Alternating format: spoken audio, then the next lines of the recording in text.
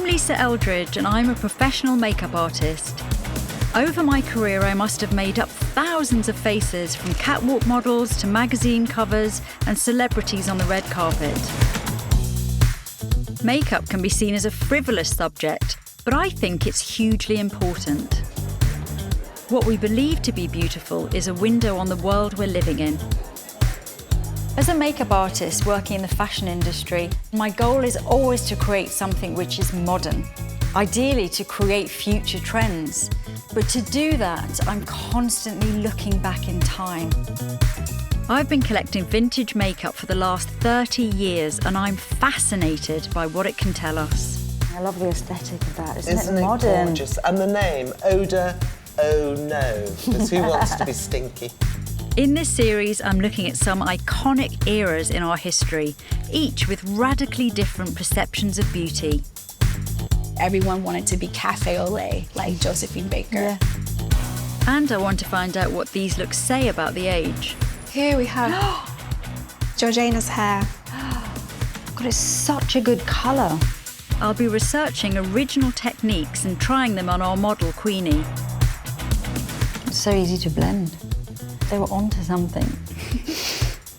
Scouring through recipe books, I'll make products that haven't seen the light of day for hundreds of years. It's just so incredibly natural. Almost looks like you're blushing from within.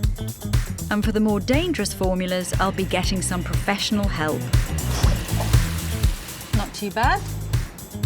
Trust me. Okay. This was a fashionable shape.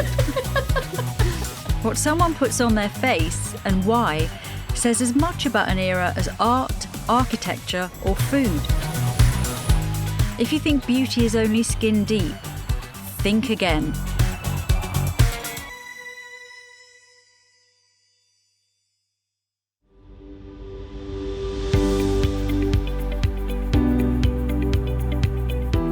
I began my study of British beauty with the powdered and painted Georgians. Now I'm turning to the Victorians, and things have clearly changed a lot. The beauty look in the 1860s is a million miles away from this. There's something incredibly understated about Victorian beauties. Their clothes may be big and silky, but their faces don't match. Not surprisingly, the inspiration for this look is partly from Queen Victoria herself. And if you look at this photograph of her, she looks quite plain, in fact. She could almost be a mill worker. Surrounded by her family, she's being depicted as the perfect mother. Even in her official portrait of 1859, her clothes are grand, but her face appears unpainted. Although she obviously has been zhuzhed up a bit, you can also see that her nose is quite red and shiny. And this really tells us that she doesn't wear makeup. Even her gaze, very, very direct gaze, it's regal, but at the same time, her skin is telling us that she's for real. But did Victorian women really abandon their makeup? Or was this a barefaced lie? Hi, Queenie, how are you? Good. Have a seat, darling. When I'm asked to present a model looking fresh-faced for a modern shoot, I know I'm in for a lot of work. All makeup is about illusion, but the natural look is the ultimate magic trick, concealing its own existence. For the base of a modern look, I'll begin with concealer, then foundation, before applying highlighter, and that's just the start. This natural look that I've just done on Queenie's probably taken 45 minutes, and I've probably used about 30 products. I want to create a genuine Victorian makeover on Queenie. I wonder if I'm in for a similar amount of work. What I notice immediately is the Victorian beauty look is a very middle-class, domestic look. In these pictures, women almost blend into the soft furnishings. It's all about women sewing, women looking after children. It's all about respectability. In the 19th century, it was no longer the aristocracy who were the leaders of fashion, but the growing middle class. Even Queen Victoria styled herself on them. To understand what this new look was all about, I'm off to a middle-class drawing room to meet historian and author, Professor Catherine Hughes. So, Catherine, what were Victorian women reading and hearing about beauty? They were being told, often by men, I have to say, that makeup is an absolute no-no. The idea is that the man comes home after a busy day at the bank, at the office, to a lovely-looking woman who is beautiful, apparently without any artificial aid at all. There was an extremely popular poem in the mid-19th century by a man called Coventry Patmore called The Angel in the House.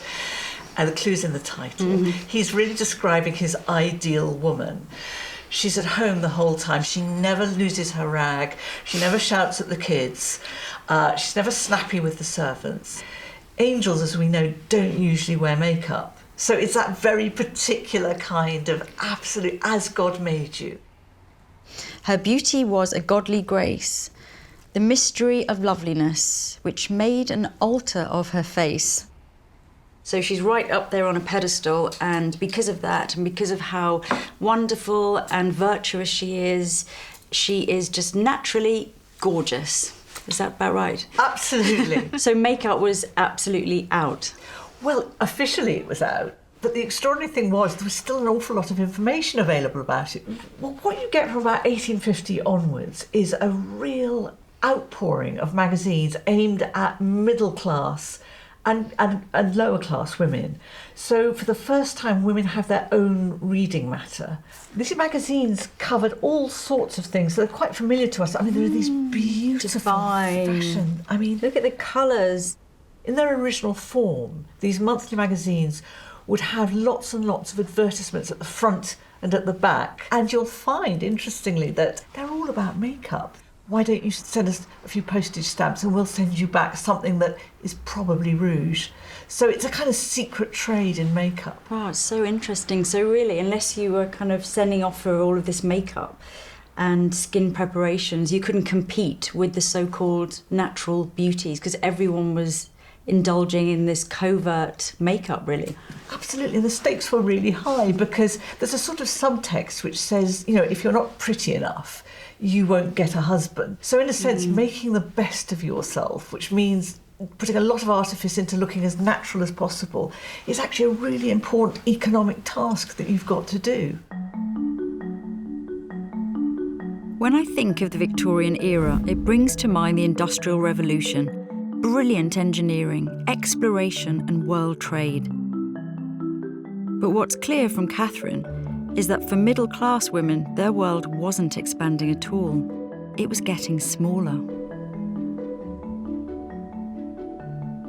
I think what I'm finding most fascinating here is just how much of a no-win situation women were in.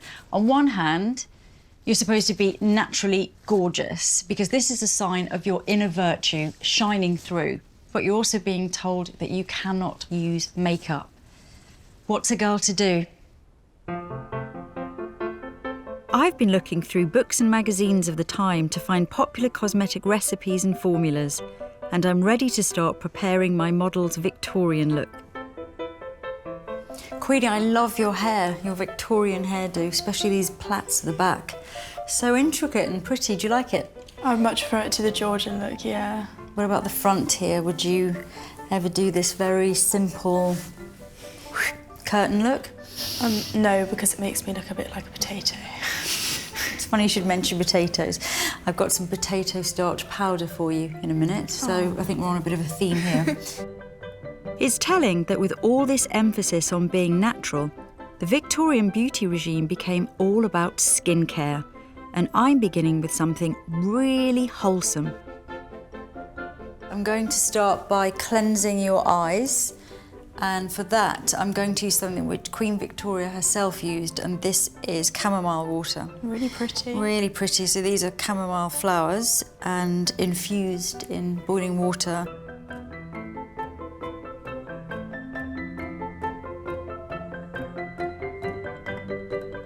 It's quite therapeutic. Does it feel nice? Yeah. And she also used elderflower water, so made in a similar way, to wash her hands and face. So it was all very floral and natural and pure. But it wasn't all flowers and potatoes. The search for the natural look took the Victorians to some very strange places. From enamelling the face to arsenic on the hairline. There's a lot here that doesn't sound natural at all. But I want to start with something more simple. I've been working with pharmacist Su Zhen Wang in her cutting-edge lab at Keele University. The Victorians, with their obsession with scientific progress, would definitely approve of these surroundings. We're making a beauty staple, cold cream. It's an emulsion of water and fats and is an all-purpose moisturiser.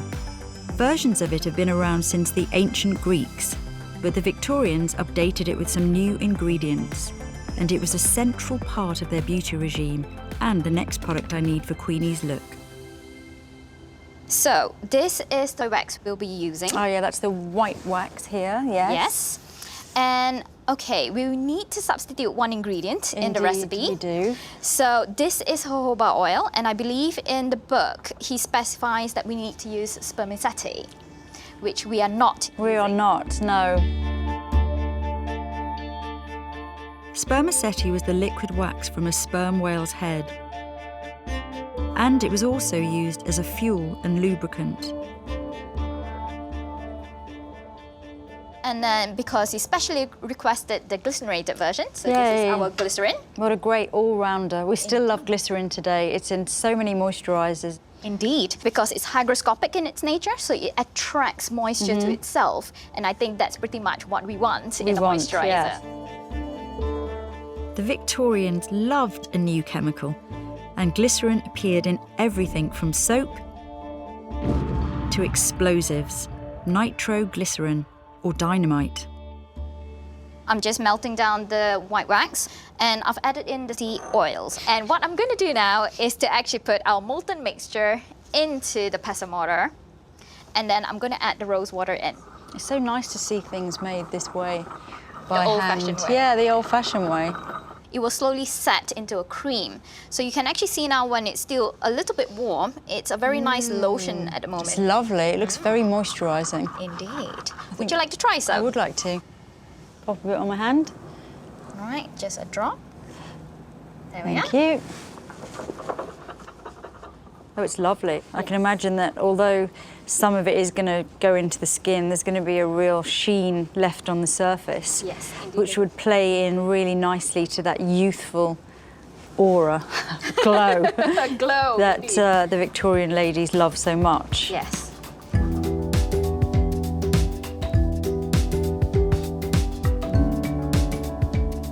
This would have been a really lovely daily ritual for women to sit at their dressing tables and massage their faces. The cream not only moisturised the skin, but it was also a really good base for anything else that you'd put on, so you'd be able to get a nice seamless blended finish, which would make it look much more natural. So it was actually a great base for secret makeup. So far, the Victorians are seeming pretty normal, aren't they? But being a middle-class Victorian woman wasn't exactly a trip to the spa.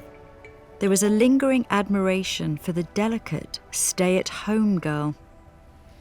One of the weirdest trends of the Victorian era was the idea that if you contracted consumption, otherwise known as tuberculosis, which is a horrible disease, that it would somehow make you more beautiful.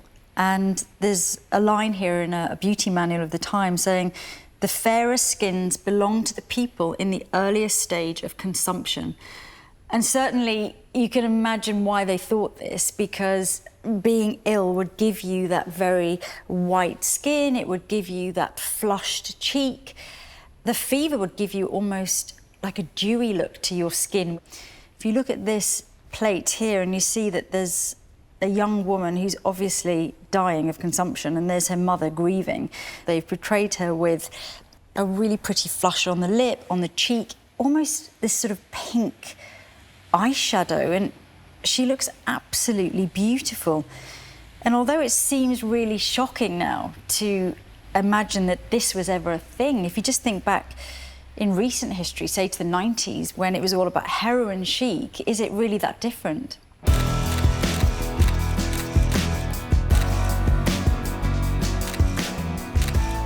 It just goes to show you how cyclical fashion is.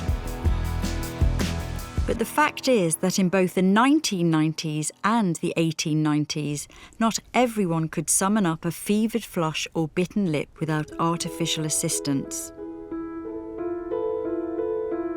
So for the next stage of Queenie's look, I'm going to venture into the secret world of Victorian coloured makeup. And of course, it's masquerading as something else. So taking a look through the Victorian pharmacist recipe books is so interesting. There's lots of lip salves which sound so innocent. We've got French lip salve, German lip salve, Italian lip salve. It all sounds very exotic. But I think I'm going to make this lip salve, which is the grape one. So it's obviously going to have quite a bit of colour, but it is called a salve again. So it's supposed to be natural, but let's have a look. I'm going to start with some red grapes.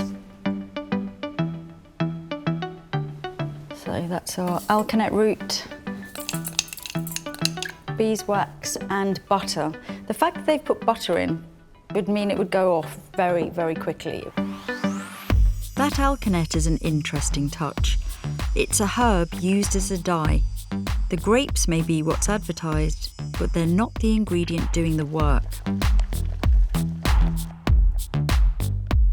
Right, I'm going to take it off the stove. I think it's done, and I'm just going to have a look at this colour. Ooh, that is magnificent. That's what I would call a human colour. It's almost like the colour of blood. So when it's on the skin and blended, it will look completely natural and almost as if you're blushing from within. In fact, there are lots of recipes in the pharmacist books that sound perfectly innocent and natural, but they are not what they seem. Whenever I have a new product, I always love to try it on myself first. For a Victorian lady, cosmetics, particularly colour cosmetics, were a risky business. If you were caught wearing or even buying makeup, your reputation could be in tatters. So stealth tactics needed to be employed. Sneaky makeup. It's all about sneaky makeup. I'm going to try the grape lip salve. I've got high hopes for this one. I think this is going to be very modern. Okay, I have to use a spatula, it's really hard.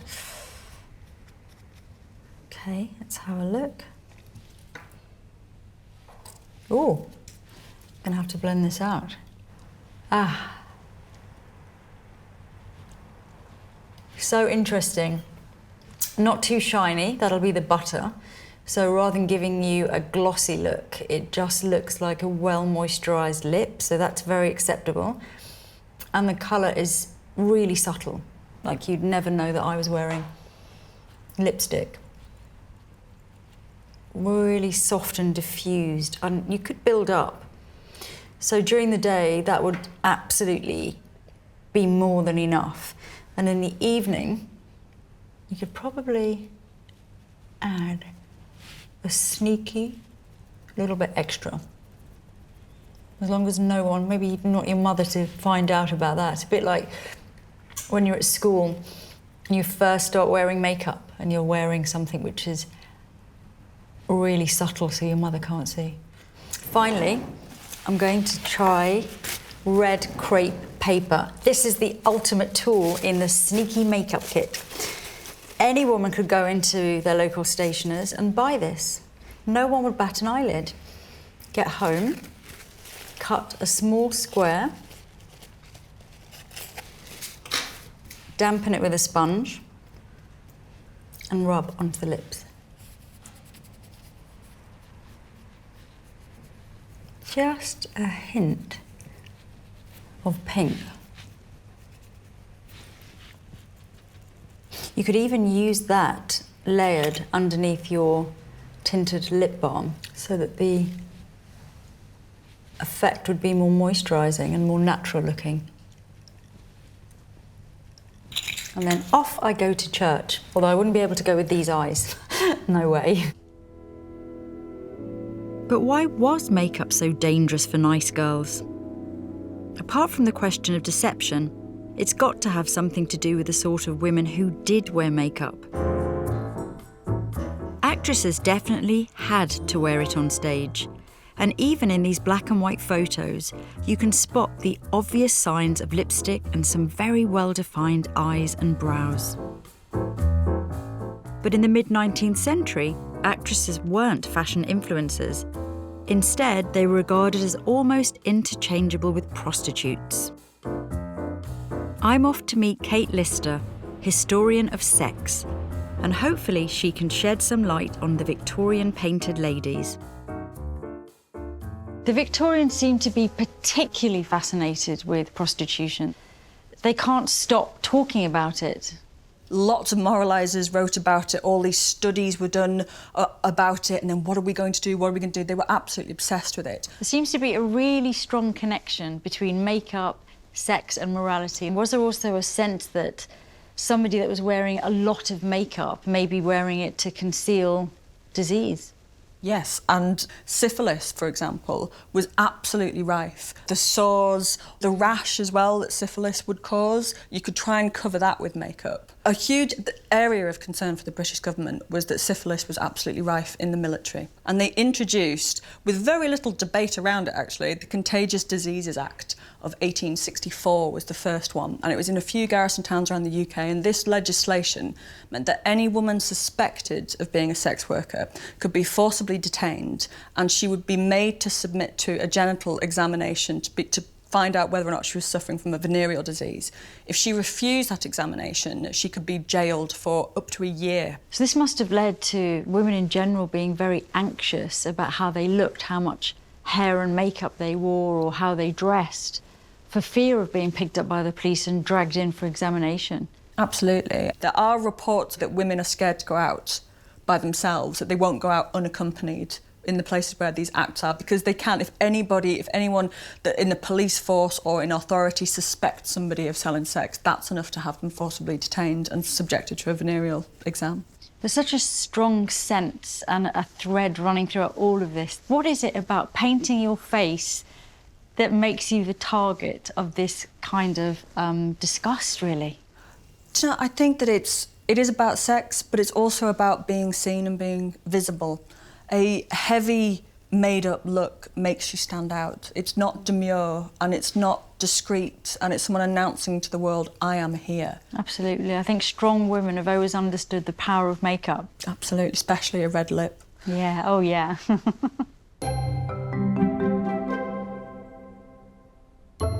For most Victorian women, standing out wasn't an option.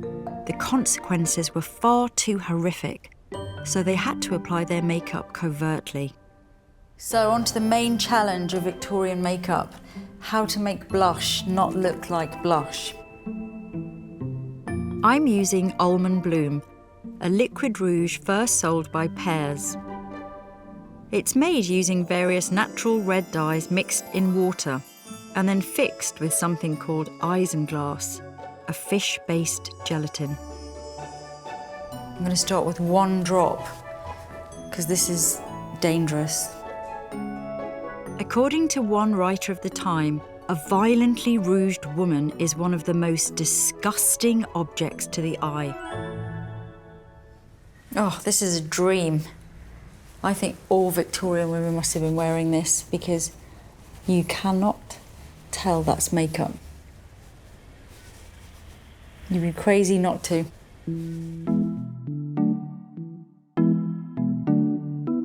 A further reason why makeup had to be so subtle was connected to another Victorian obsession, cleanliness. An obviously made-up face was not a clean face.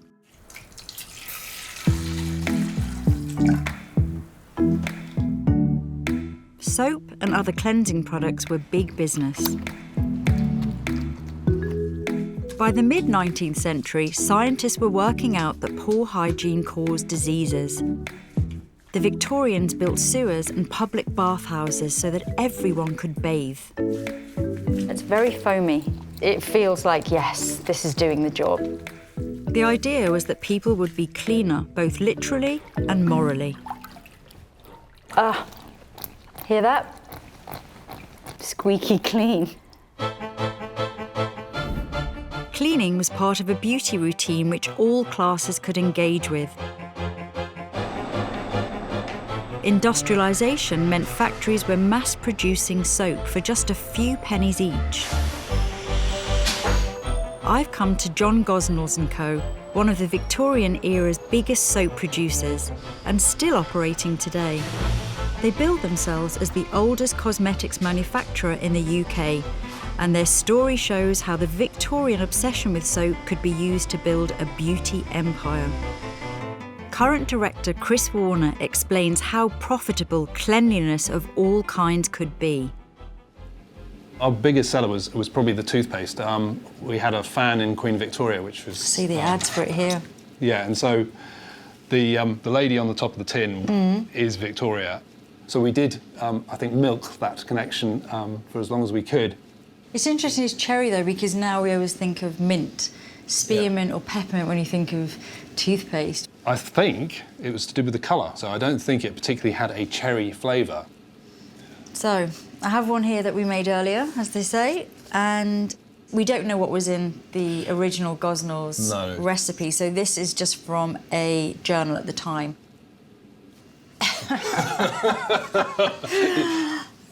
Well, I smell the cuttlefish, that's for sure. Yeah. And the cloves. It also contains glycerin, almond oil, chalk and red dye. For Victorians, shiny white teeth were another sign of purity. But I'm a bit sceptical if this will have the desired effect. It's so bright. It looks like it's going to stain your teeth, bright red. I think the colour will be cochineal, so it's beetles. I love the way here, this is the illustrated news of the world. So we've got the ad for Gosnells, famous cherry toothpaste, and it's 6p a jar, and then right underneath, teeth, £1 a set. Pay your money, take the choice. You can have toothpaste or the false teeth. Shall we try this?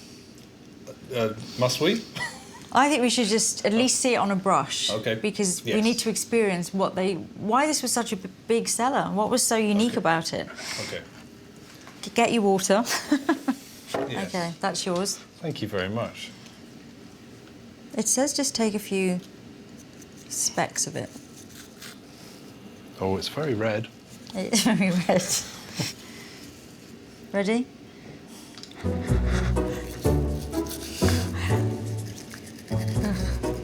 Gross. No, I didn't have enough. Gross, gross, gross. I don't think I was committed quite hard. No, Right. you're... Okay, here we go. I'm doing all my teeth now. In for a honey. I'm gonna rinse out. Well, you certainly know you've done it. I do want to see my teeth though. I want to check they're not red. No, that's all right. Look, okay. Tongue? Tongue's got a bit of colour to it. A rosiness. Maybe Yes. that was a nice look. Yes. Look like I've got gum disease and my teeth and my gums quite actually, red. No. No. Okay. It's Maybe it works. it's good. Maybe there's something here. Cherry toothpaste was obviously the real hero product, and like brands today, once you've got your hero out that everyone knows about, you can then start to market a lot more products. Yes, Bill from it. Gosnells went on to sell perfumes, face creams and powders. For a culture that sold beauty as all about the natural look, there were an awful lot of people making money out of selling cosmetics. Innovations in marketing and advertising turned brands like Gosnells, Rimmel and Pears into household names. It was the beginning of the multinational cosmetic industry. And once the customers were flocking in for soaps and perfumes, they could be sold other products, including makeup, helping to make it more acceptable. And it's one of these products that's the next stage in Queenie's makeover. So far, we have given her a real Victorian hairdo. We've washed and cleansed her skin, and it's beautifully moisturised by cold cream. But to stop a greasy shine, she now needs face powder, which might actually do a bit more than just take off the shine. So this is potato starch, and this is your powder.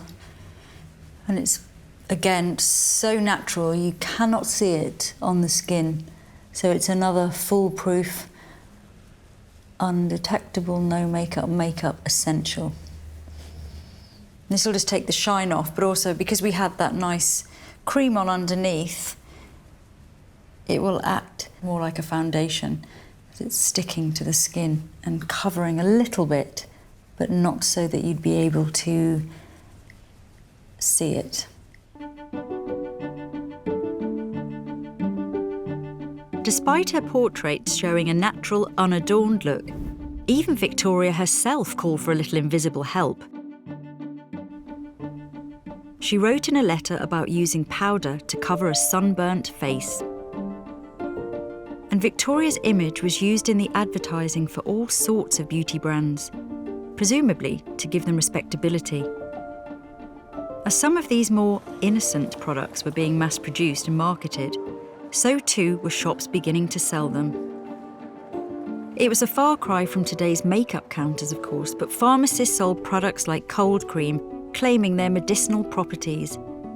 And upmarket perfumers like florists in Mayfair offered creams and powders alongside perfume. There were also some salons where makeup treatments were on offer, including one in Bond Street, owned by a notorious Victorian beautician, Madame Rachel. And she certainly captured the public's imagination. Firstly, she was selling full-on cosmetics, so none of this soaps, fragrances. She was selling rouge, lipstick, and this was all sold with some pretty aggressive marketing. Listen to one of her adverts. How frequently we find that a slight blemish on the face, otherwise divinely beautiful, has occasioned a sad and solitary life of celibacy, unloved, unblessed, and ultimately unwept and unremembered. Whew, I mean, she's really playing to women's insecurities here, and she's getting away with it. Scores of articles appeared about Madame Rachel in the Times, and she was eventually imprisoned for fraud. Once again, the use of cosmetics was being linked with crime, gossip, and a lack of respectability. One of the services that Madame Rachel offered was something called enamelling. And just when you thought the Victorians couldn't get any weirder, this was a counter-trend completely opposite to the popular natural look. It wasn't anything like nail enamel. It was quite a heavy makeup look, a little bit like an Instagram filter. It was supposed to give you this flawless look that would almost fill in all of your wrinkles and take years off. It was a very expensive treatment to have, the equivalent of thousands of pounds in today's money, and it was hush-hush. Like cosmetic surgery today, you wouldn't want to advertise that you'd had it done. Because of this, visual evidence of it is hard to find. But in the 1880s, a Parisian socialite became the poster girl for the enameled look. She was called Virginie Gautreau and was immortalised by artists John Singer Sargent and Gustave Couture.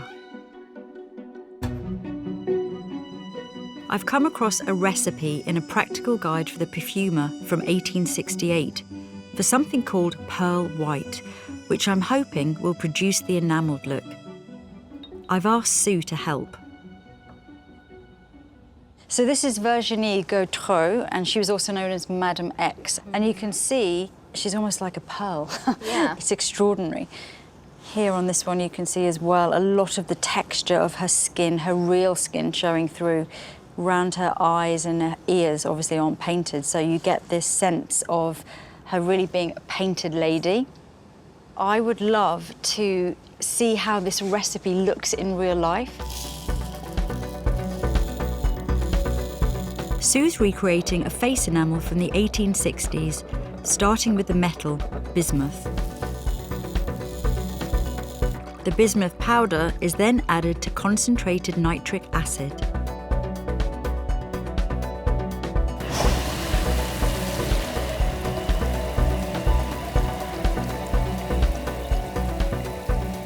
and a layer of white pigment is formed when it's added to water.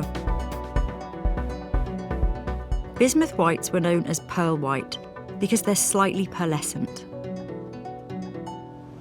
And this is the resultant pigment that we actually harvest out. Wow, that is really luminous white. Is bismuth any kinder, or would it have been any kinder to the skin? It's definitely a lot safer than lead. And I think bismuth is still used in today's cosmetics. Oh, yeah. Yeah, very much so, for that pearly glow that everyone loves now. The first thing that we actually need is the cold cream that we made earlier. Oh, nice. Yeah. If there's pigments around and palette knives, I just need to be involved. Fair enough. Can I have a go, please? You can. Oh, yeah, it's quite firm, isn't it? Oh, yes. If we don't add any more cold cream, I'm imagining that with a brush, actually, it might be a more natural look on the skin. Just imagine it sort of brushed on. Ooh. You see, you can get quite a natural effect. Indeed. Looks quite nice, actually. It does look quite nice.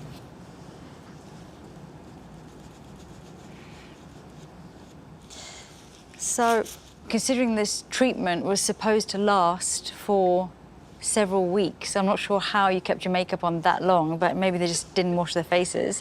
When I rub it, this one feels like it's set and it's not going to go anywhere. And it's almost like this idea of polyfiller, the way it's described as being applied. Then they would have applied rouge, the lips and the cheeks, and then to finish it off, they would then paint on some fake blue veins. Well, I did manage to follow the recipe. So that is the blue vein pencil. Indeed. Which looks like a blue vein itself. Yes, it does, doesn't it? So I'm going to use some modern day enamel. It's not that dissimilar, really, look. Yeah. So if you can imagine that all over the face, all over the neck, all exposed skin, and then, because it's on my hands, I've got my veins there already. I'm just going to breathe on it, as they say in the recipe book. It's pretty, not much give in this. No. Okay, let's have a go. I'm gonna go over the top. Oh, wow. Oh. Oh, wow. It does show. It does. Look at my veiny, veiny hands. Oh my God. Oh, wow. That's quite realistic. Yeah. I'm not going to try out the enamelling technique on Queenie's face. I feel it would ruin the fresh face Victorian beauty look that I'm going for. But I am going to replicate the Madam X look on myself. So I'm going to attempt to enamel my face. I just want to see what it looks like close up.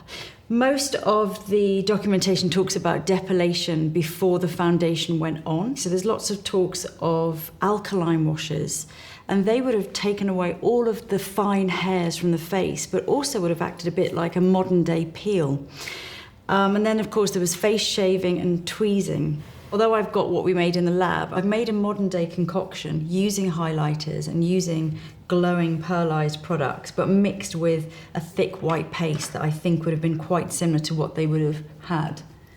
So I'm going to start layering it on. Of course, these modern day formulas are much easier to blend. No wonder it had to be done by a professional, as they said. Had I just had some hair removing treatment, my skin would be looking pretty plump and smooth. So that element in itself, I think, would make a huge difference today. Next would be the red element. So it's all about painting your face red and white, really. So I'm going to start with lipstick.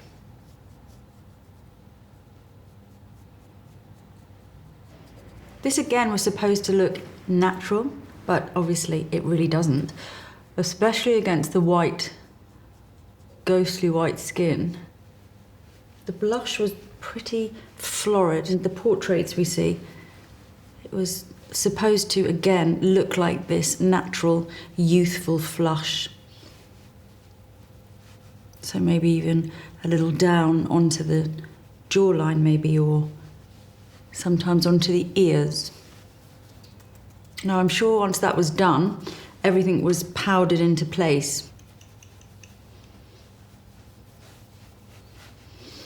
Okay, now for the pièce de résistance, which is the blue vein pencil. I'm going to have to blend them in a touch.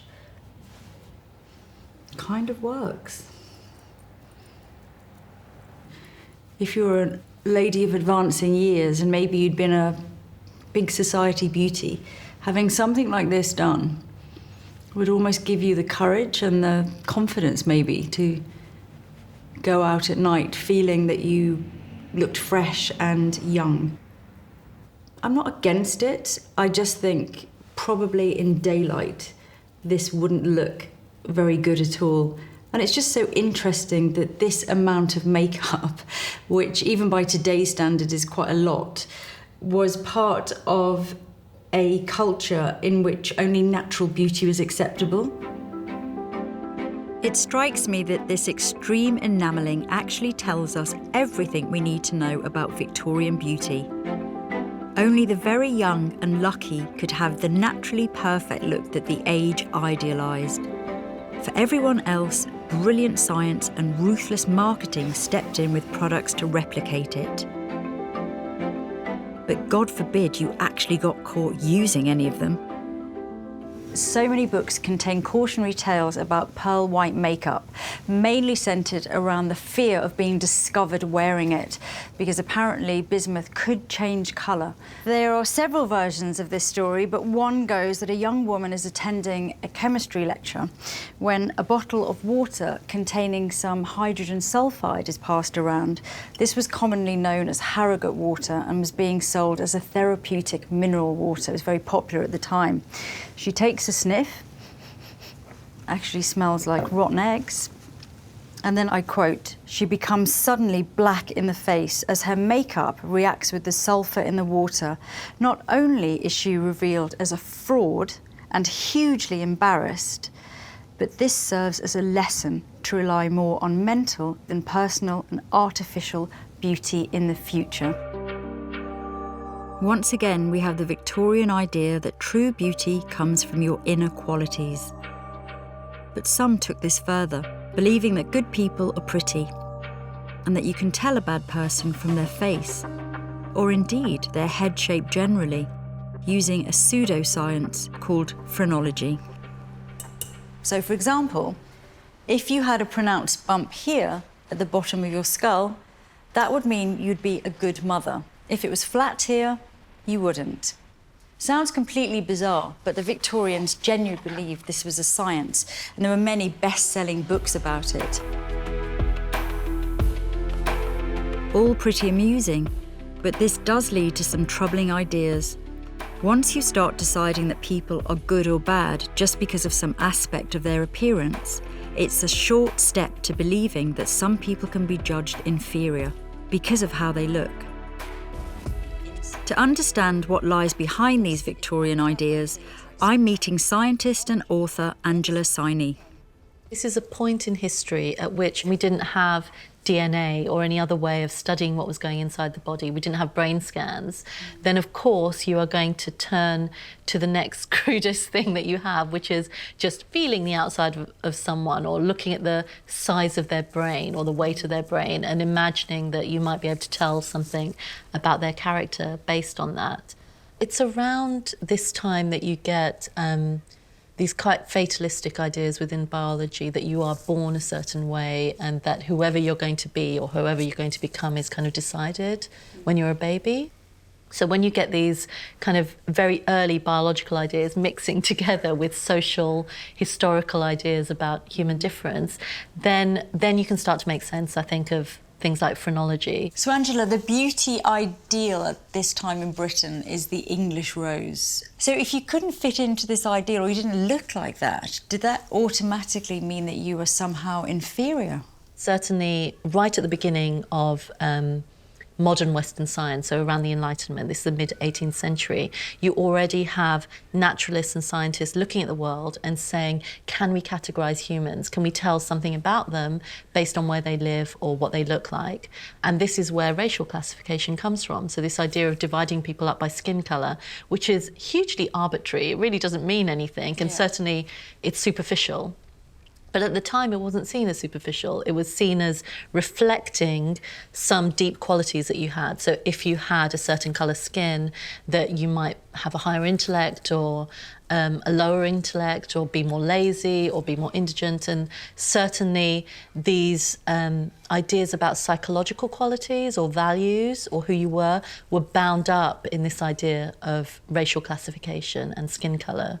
So in the same way that in Victorian Britain, within Britain, you see these classist ideas about appearance reflecting who you are on the inside, on a broader level throughout the British Empire, you were also seeing people looking at those who look different from them, people of different colours and different ethnicities, and saying, well, they have qualities that we don't have. They are not the same as us. At its height, the British Empire covered nearly a quarter of the world, ruling over 400 million people. For the Victorians, the popularised beauty ideals in Britain set a benchmark throughout the empire for what was deemed beautiful. So with this concept that how you look on the outside reflects how you are as a person on the inside, it's no wonder that makeup was considered so deceptive, and that by wearing it you might maybe trying to pass yourself off as something you're not. I mean, don't we still use makeup in those ways, even now that we pretend to look a bit younger? Yeah, we cover a blemish. Yeah, exactly, we do. And why do we do that? We do it because maybe society does still care. Maybe it does still mean something to people to think that if you have clearer skin, maybe you look after yourself a bit more, or you live a different kind of life to someone who doesn't. And that speaks to how we're still a little bit under the yoke of Victorian ideas about beauty. I'm back with Queenie to try to naturally enhance her eyes. So now we have some castor oil for your eyebrows. And we still use this today.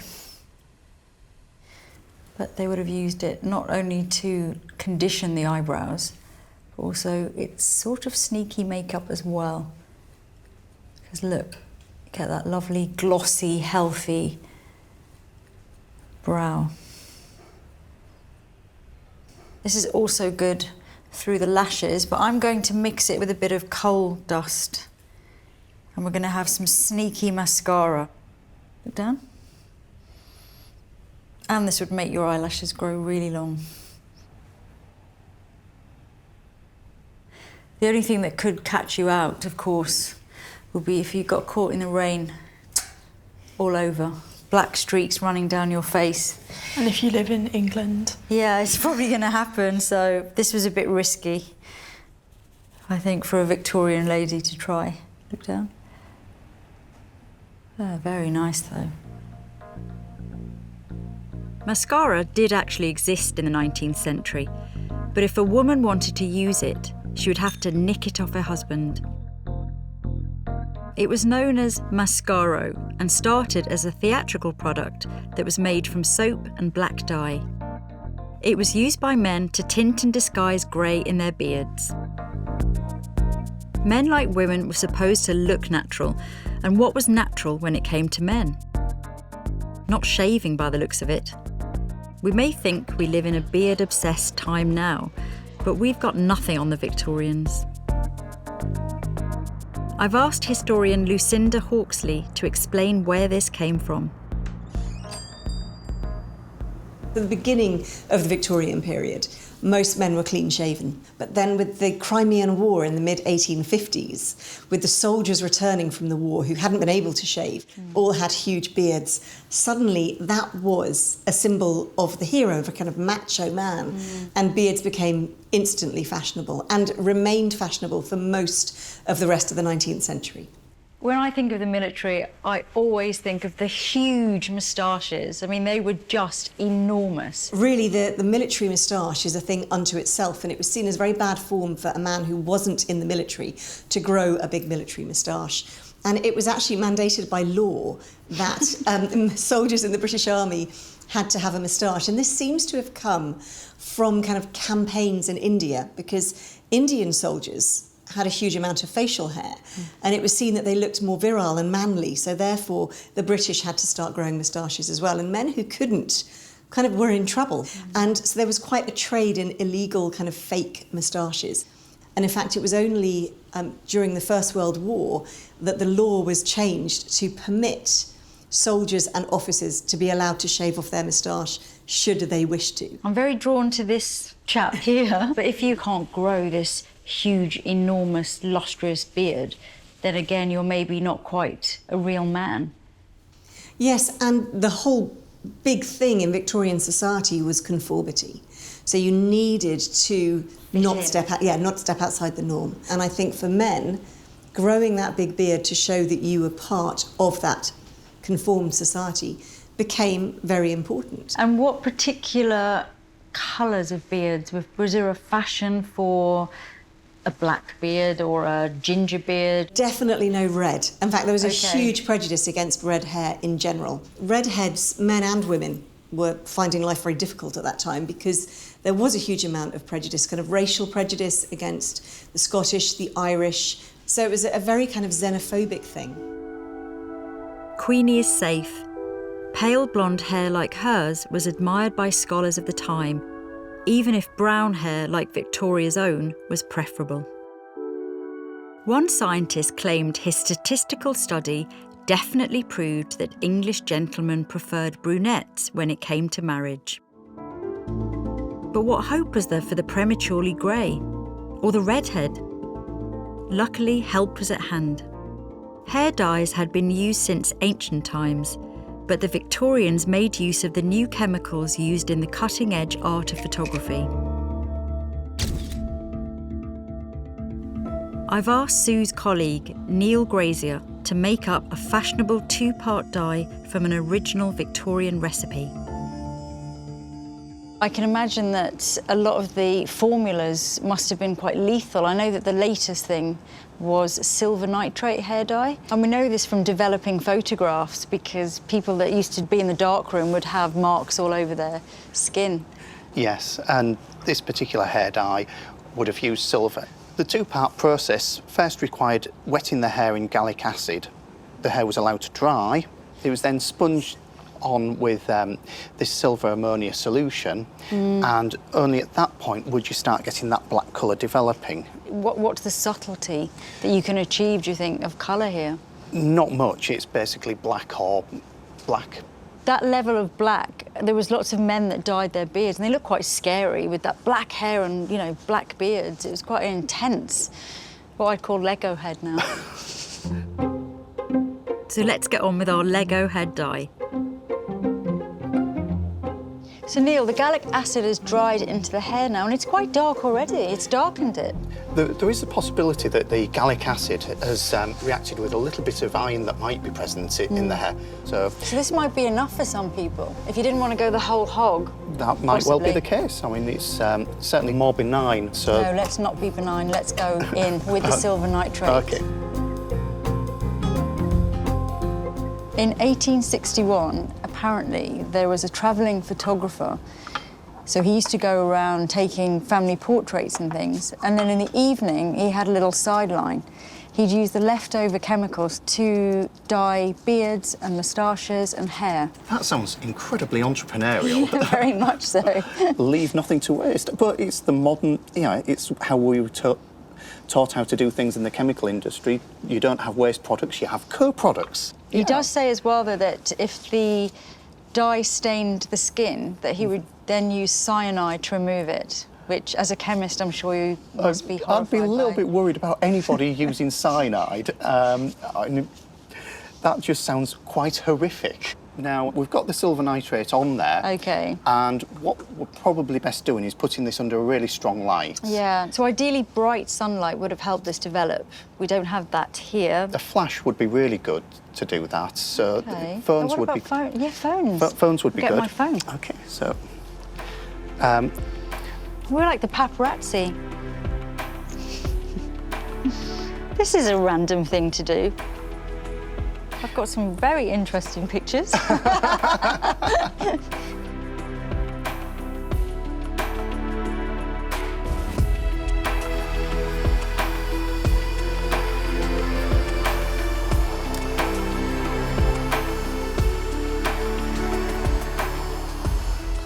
Okay, let's have a look. Well, I would say that's definitely worked. It's definitely dyed the hair, and it's better. It's more natural than I thought it was going to be. It's not as black and it's not as matte. And if you were grey and wanted to dye your hair, I think that's a really good result. When you think of how the hair was before, if we compare the before two, and after, I mean, it's like night and day. I think I could be quite pleased with that for my grey, but I wouldn't be trying it anytime soon. Once again, we've proved the Victorians were masters of innovation and secret cosmetic enhancement. It's time to put the finishing touches to Queenie's makeup. And she is perfect for this idealised look with her young, clear skin. So I've cleaned up her complexion, used cold cream and powder as base. I've coloured her eyes and lashes with castor oil and coal dust. And all of this using the very best of all that our secret makeup discoveries have to offer. I've actually been really impressed with the fabulous blush and the secret lip salve. Yeah, it's a really good colour. It's an interesting colour because it's very hard to define. It's one of those shades that's kind of orangey, pinky. A bit raspberry. Yeah. This could be my natural lip colour. It is.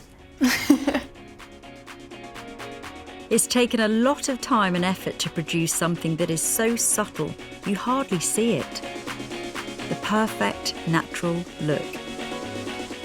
I've taken Queenie from this to this. The products the Victorians used are incredibly revealing of their love of science, their obsession with hygiene, and their desire for conformity. There you go, Queenie. You look virtuous and good, but you are naturally beautiful, so Victorian makeup does suit you very well. The problem with it is it's such a narrow view of beauty.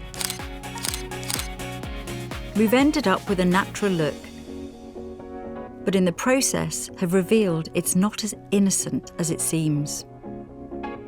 With the amount of artifice involved, it could almost be a little bit sinister. When you start believing that the condition of someone's skin is an indication of their inner worth, then you're going to get into all sorts of trickery, secrets and lies. I'll take a full face of honest makeup any day. Next time, I'll be exploring the roaring 20s when modern makeup was born. So we've gone from having 2 or 3 shades of rouge and lipstick to endless choice. Stars of the screen became the new beauty icons. Everybody had to have that serpentine slimness, shiny, dark, modern. And a boldly painted face became an emblem of the modern age. Oh, this looks divine.